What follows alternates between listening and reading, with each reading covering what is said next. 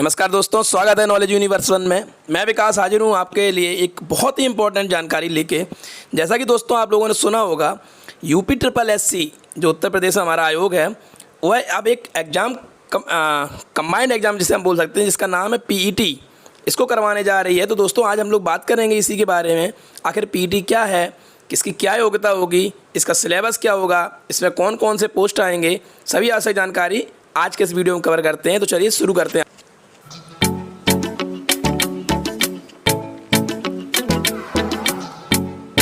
तो सबसे पहले दोस्तों हम लोग बात करेंगे कि आखिर यूपी ट्रिपल एससी है क्या। तो दोस्तों यूपी ट्रिपल एससी का फुल फॉर्म है Uttar Pradesh subordinate service selection board, और इसको हिंदी में हम लोग उत्तर प्रदेश अधीनस्थ सेवा चयन आयोग कहते हैं। दोस्तों यूपी ट्रिपल एससी वह आयोग है हमारा दोस्तों यूपी में, जो लगभग 29 प्रकार की भर्तियों को करवाता है, पोस्टों को करवाता है। जिसमें अगर हम बात करें इन भर्तियों की, और इनमें मुख्यतः सी और डी पोस्ट की भर्तियां होती हैं, जैसे सिंचाई हुआ, परिवहन विभाग हुआ, लेखपाल हुआ, वीडियो हुआ, विश्वविद्यालय या सचिवालय में जो क्लर्कल जॉब होती हैं दोस्तों, मंडी परिषद हुआ, गन्ना पर्यवेक्षक हुआ, नलकूप ऑपरेटर हुआ, इस प्रकार की कई जो भर्तियां होती हैं इनको यूपी ट्रिपल एससी ही कंडक्ट करवाता है दोस्तों। तो अब की बार Uttar Pradesh UP triple SC ने यह एक निर्णय लिया है कि जो छात्रों को बार बार प्री परीक्षा देनी पड़ती थी, उसकी बजाय अब छात्रों को केवल एक बार प्रिलिमिनरी एलिजिबिलिटी टेस्ट, अर्थात जिसको पैट कहेंगे हम लोग दोस्तों। प्रीलिमिनरी का यहाँ पे मैं अर्थ बता दूँ, जिसे प्रारंभिक या प्राथमिक कहते हैं। तो अगर या प्राथमिक मतलब कोई भी गतिविधि, किसी भी घटना से पहले जो गतिविधि होती है उसे हम लोग प्रीलिम्स या प्रीलिमिनरी कहते हैं दोस्तों।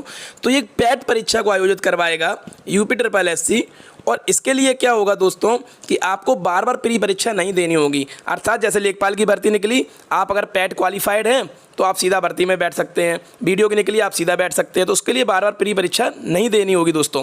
तो इस पीईटी को पास करना जरूरी हो गया लगभग, जो अगर ग्रुप सी और पोस्ट में जाना चाहते हैं, डी में जाना चाहते हैं। और ग्रुप सी से मतलब मेरा है कि अगर मैं आपको ऐसे समझाऊँ कि मैं सैलरी के साथ समझाता हूँ, तो जिन लोगों की जो वेतनमान होता है 5200 से 20,200 के बीच होता है, वो सी में आती हैं। तो अब मैं अगर एलिजिबिलिटी की बात करूं दोस्तों कि इसमें क्या क्या एलिजिबिलिटी होंगी पैट को पास करने के लिए, तो सबसे पहले अगर मैं एजुकेशनल एलिजिबिलिटी की बात करता हूं दोस्तों, तो इसमें आपको हाई स्कूल पास होना चाहिए, केवल 10th पास, और नहीं है कि अब स्नातक भी हो या फिर इंटरमीडिएट भी हो, ठीक है, परीक्षा में बैठने के लिए।